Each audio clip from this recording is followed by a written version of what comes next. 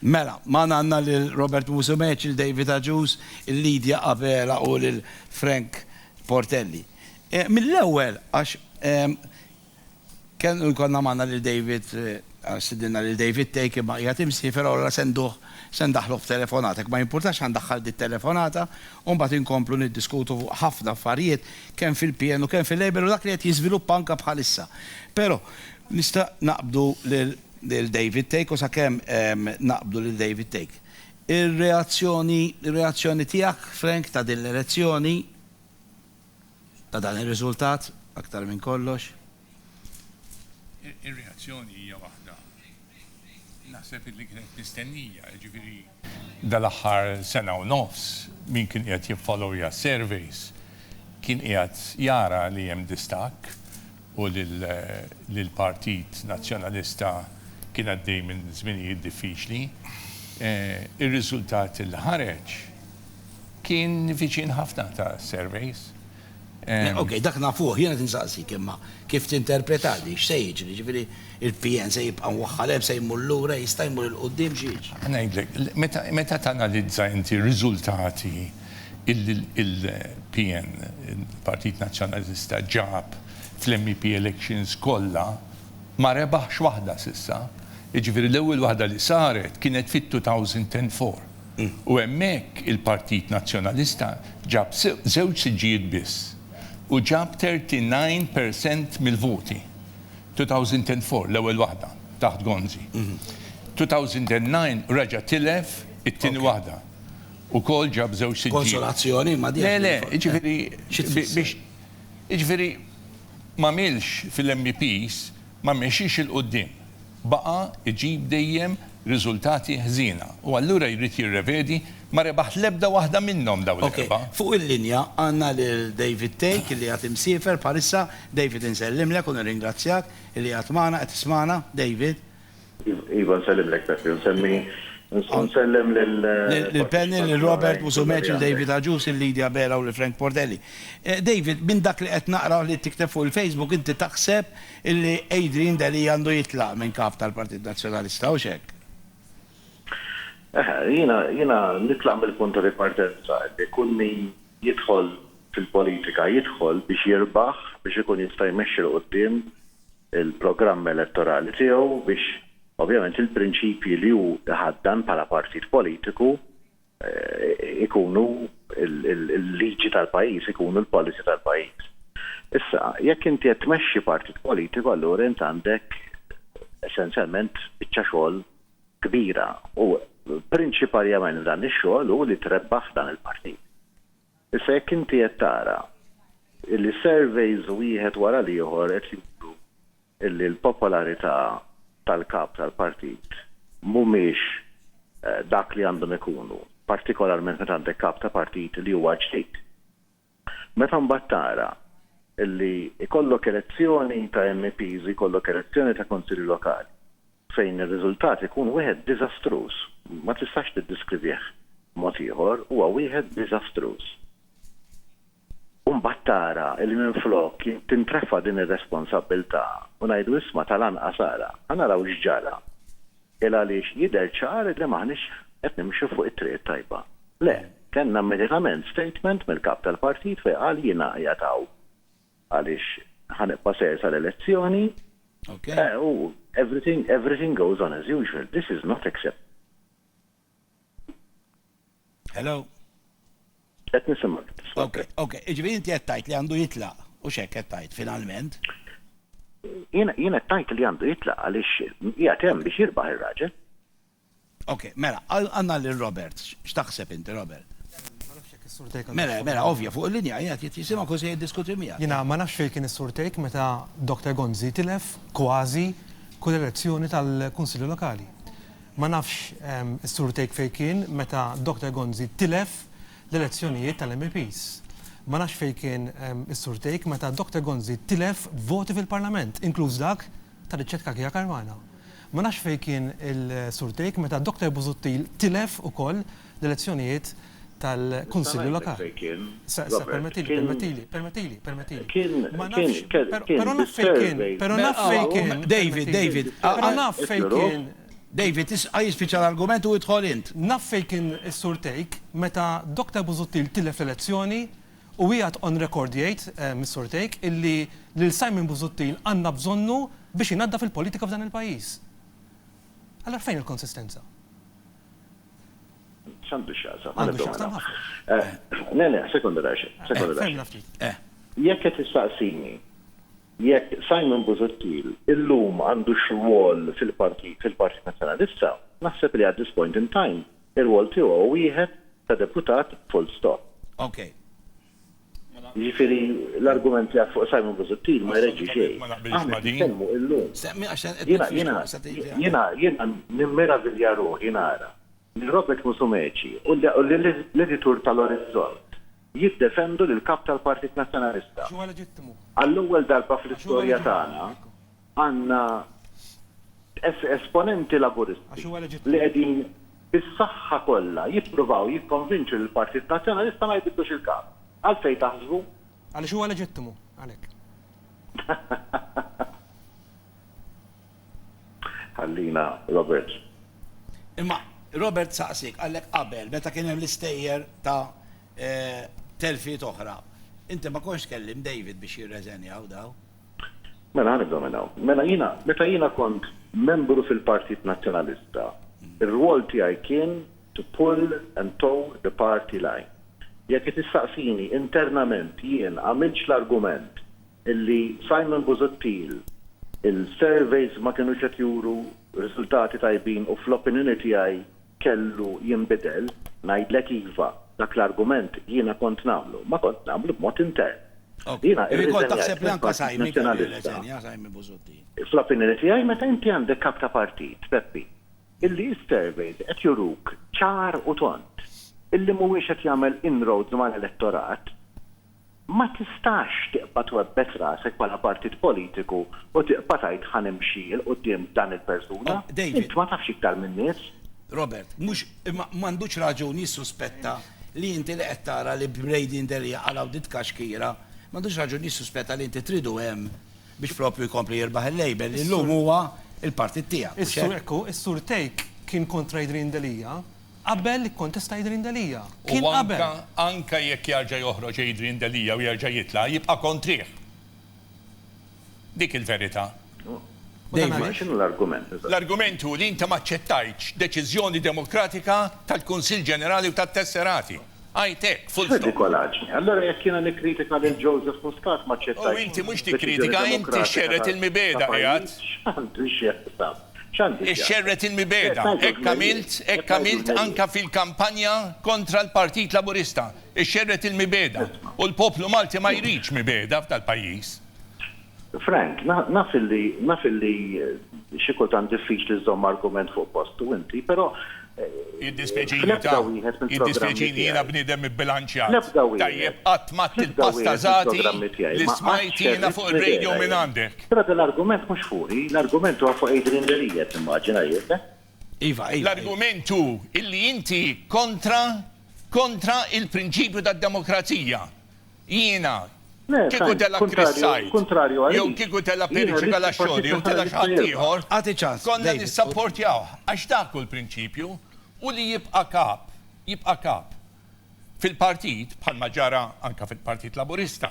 Meta kien hemm mintof, l-ebda dubju li jagħmel ħafna ġid tal-pajjiż, però meta baqa' hemmhekk u jiġilet mal-Frezzant, il-partit ma jistax jimxi l qudiem. Infatti il-Partit Laburista telef. Spiċċa illi kellek kap tal-partit għal-Frezzant jgħajjat il-kap prinċipali jgħajlu traditur. Għax hekk jispiċċa kap illi spiċċa għandu iżomm distanza kostituzzjonali. Jersaq lura u jħalli lil ħaddieħor jaħdem. David? Jiena inti b'mod konkret. Id-differenza bejn Frank u dak li qed ngħid jiena, u jiena rrid il-Partit Nazzjonalista jirbaħ. Dak l-interess tiegħi jien. Però ma milċejn biex tgħinu għaliex kont qed tippritka l-mibeda li dal-pajjiż ma jridx mibeda. Frank, nerġa' ngħidlek li jiena mibeda. Jiena kont nisma' l-programmi tiegħek. Però ngħidlek ħaġa oħra, Frank. Illi jiena laqqas għajna qatt ma Titbiddel l-attitudini, mhux tgħidli xi ħaġa oħra, toqgħodx tippritkali lili, titbiddel Qatt l-attitudini. ma dor kontra il-partit il-għaliex ma ġevolanix fuq xi sptar laqqas ta'. Mela. Ejja ħankomplu daqsxejn. Vera, David, ora, il-mibeda tittieħed. Ok, mela. Il-mibeda tittieħed. Tgħidu la verità, Frank. Ok, mela. David, jekk tippermetti li nsaqsik b'mod konkret, inti xettajt li għandu jiġri, għax ovvja, jekk ma jkunx hemm Adrian Daly, ikun hemm xi ħadd ieħor. Xettajt li għandu jiġri, għandu jirreżenja mbagħad issir elezzjoni oħra. Jiena naħseb l-aħjar analiżi u l-aħjar suġġeriment għamlu Lawrence Gonzi xi jumejn ilu fil-Gazzetta The Times. Fej qal illi il-partit għandu jitkellem dwar vot ta' fiduċja fuq Adrian Daly. Naħseb li dak huwa l-ewwel pass. Għamel argument tajjeb wkoll. Jekk jitla se jaċċettaw, insa taċċettaw l-ewwel wieħed jekk jerġa' jitla? Frank, kiena persona waħda bħalma inti. Il-domanda hija ċara. Inti jekk Dalija jerġa' joħroġ u l-Kunsill Ġenerali approvah, inti taċċettah iva jew le? Iva jew le? Ma jien xejn, Frank. Frank. Jien ma jinxejn. Int għandek wisq mibeda ġo qalbek, dik il-problema. Tudu paċenza. Jien ma nafx għandek int. Ok, mela. Ejja ma nitkellmu fuq il-mibeda. Ejja niddiskutu. Ok, ejja niddiskutu b'mod oġġettiv. Ma nitkellmux fuq il-mibeda, għax naħseb illi ħadd ma jħu pjaċir jitkellem fuq il-mibeda. Inti tittajt xi ħaġa. Jħu pjaċir. Kellu programm sieħ mibeda biss. Mibeda waħda wara l-oħra. Hawn min jara hekk, u min jgħid hija kritika. Il-mibeda hemm tibqa'. Le, tista' tkun kritika dik, mhux kritika, mibeda. Jaqbad ma' xi ħadd fuq xi ħaġa personali ma spajtux issa wkoll. Unbelievable. Ok, mela. Robert, u bat għala inti David.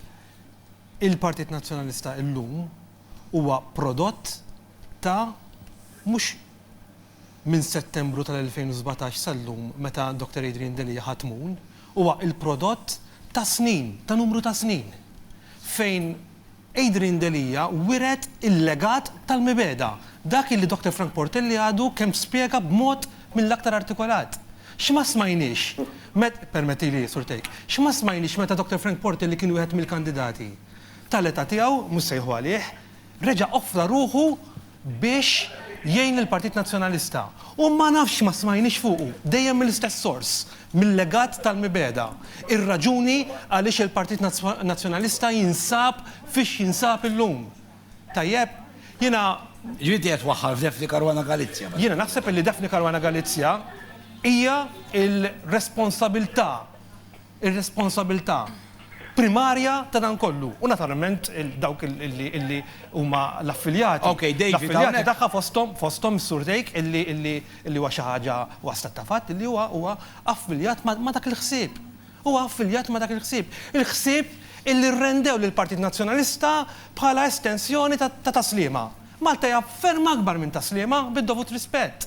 Malta mhijiex dik biss li taqra Times u li taqra Newsbook u li taqra l-editorial tal-Independent u li taqra next chairman ta' Lawrence Zammit, jew bir-rispett kollu il-xejt is-surtejk, Malta hija ferm akbar minn hekk. U hemmhekk tara l-kobor ta' Joseph Muscat, illi Joseph Muscat kisser dawk il-modalitajiet. U min qed jieħel issa? David Aġus. Speranza fil-Partit Nazzjonalista li jista' jasal għand in-nies. Robert Arrigo, speranza fil-Partit Nazzjonalista li jista' jasal għand in-nies. Adrian Daly, bniedem li ta' kollox biex jipprova jixpruna l-Partit Nazzjonalista mill-qiegħ. Jiġifieri dawn in-nies fosthom David Aġus ma' ġenbi qed jerfgħu s-salib illi bir-rispett kollu wieret minn għand David Tejk oħrajn. Ok, David, il-mod. Nista' nagħmilek il-mistoqsija. David. Għaliex fl-aħħar mill-aħħar jiena kont tippreżenta programm fuq ir-radju. Kont tippreżenta programm mill-mibeda. Ok, mela, jien naħseb li kien programm segwit u David Tejk huwa bniedem kapaċissimi fuq ir-radio, kellu udjenza kbira, kritika u mibeda ġifieri dik forsi għall-opinjoni. Kontesta l-kapaċitajiet tiegħu bħala broadcaster. Ġifieri dubju. U nemmen ħalli ngħid kollox bħala persuna huwa bniedem illi kapaċi tikkonverza miegħu, però mbagħad x'in niġu biex inġorru il-legat tal dawk li huma Occupy Justice illum, imbagħad Ok, mela, għax. Kien hemm nies, stenda xejn. Minut, mela. Kien hemm nies illi tant ittieħdu mill-mibeda, per eżempju, kien hemm surġent tal-pulizija illi dak kiser il-ġurament tal-lealtà li dal-pajjiż. Imur jieħu informazzjoni, jibata lil-blogger. Di toħroġ stqarrija tajt li mhux vera. Sentej wara, għax daqsik dam il-proċess, sabuħħati illi kinser il-ġurament tiegħu u mar jagħti informazzjoni dwar ġurnalista. David, qegħdin titkellmu dwar ġurnalista illi għandha aktar recognition mondjali minn kwalunkwe persuna Maltija. U hija persuna li qatlu għaw splodew, ma ninsewix di la. U hija persuna li ġiet maqtula. U hija persuna li sal-ġurnata tal-lum ma nafux il-computer li għandhom l-informazzjoni dawn il-persuni li għandek hemm ġew ma rridx nitru David tagħhom u laqas il-liga għax imsejken daw it-tnejn ma fetħux ħalqhom. Qegħdin jitkellmu dwar din il-ġurnalista b'dan il-mod, jittispeċini miskontistu da. Ok, mela David, mela, minuta, David, ikkonkludi. Jien qabel ma jkun nitkellem. Malajr. Le mhux malajr. Pep, bir-rispett kollu. Naħseb nies bħal David Take għandhom għall-qalbhom ukoll bħal Frank, bħali lill-Partit Nazzjonalista. Naħseb l-ikbar diffikultà li għandu dan il-partit huwa li nġibu l-kulħadd madwar mejda u mhux fuq it-television u fuq il-Facebook nitkellmu kif qed nitkellmu għax illum jiddispjaċini nisma' dal-affarijiet jien. Irridu nagħmluh flimkien ġod-dar ċentrali tagħna u hemm noħorġu wara b'soluzzjoni. Ma mhux li mmorru fuq il-medja u mhux immorru fuq il-Facebook u żewġ nazzjonalisti kbar jajru l-xulxin. Le, jien bħala viċi kap tal-Partit Nazzjonalista nħossni nistħi. U n-nies hemm barra qegħdin jistħu. Aħna l-partit tagħna mhux hekk. Aħna l-partit tagħna huwa partit li naqdu n-nies flimkien. Aħna l-partit tagħna li ġibna l-kulħadd jivvota favur l-Unjoni Ewropea. Aħna ġibna l-kulħadd favur il-Kunsilli Lokali. Aħna ġibna lil dan il-pajjiż li Robert Mużumeċ jista' jħossu komdu jmur ma' partit ieħor mingħajr ma jġilu xejn. Mela ngħidu xulxin fuq television. Di mistħija għalija. Nistgħu niddiskutu. Le, mhux niddiskutu qegħdin ngħidu lil xulxin Peppi. Jiena ma Le, u jiena jiddispjaċini li anke nissemmew nies bħal Defne Garma Grazzi li mixaw, anzi splodewa u nitkellmu b'dan il-mod fuq persuna li mixaw. Il-blogs tagħhom ħajjin. Ħażin. U jiena dejjem bil-prinċipju tiegħi dak li hu ħażin ngħidlu li hu ħażin, dak li hu tajjeb ngħidlu tajjeb. Imma l-ġid tal-Partit Nazzjonalista kellhom qed nitkellmu fuq il-Partit Nazzjonalista. This is not the way forward. Mhux niġu xi xarabank, mhux immorru fuq il-Facebook u nitkellmu b'dan il-mod. Le, jiena naħseb li David Take għandu bżonn flimkien ma' Frank, flimkien miegħi, flimkien ma' nies oħra li għandhom għall-qalbhom il-Partit Nazzjonalista. Li wasal il-moment li nifqu nitkellmu hemm barra, nidħlu fil-familja tagħna u naraw x'għandna bżonn nagħmlu. U hemm ħafna x'nistgħu nagħmlu. Għandna ħafna x'nistgħu nagħmlu. It-tajjeb ta' Frank, it-tajjeb ta' David Take, it-tajjeb ta' daw kollha li jgħidulhom x'inhu ma x'jgħidulhom il-bloggers ta' hemm ħafna tajjeb fihom ukoll. Il-ħażin inneħħuh.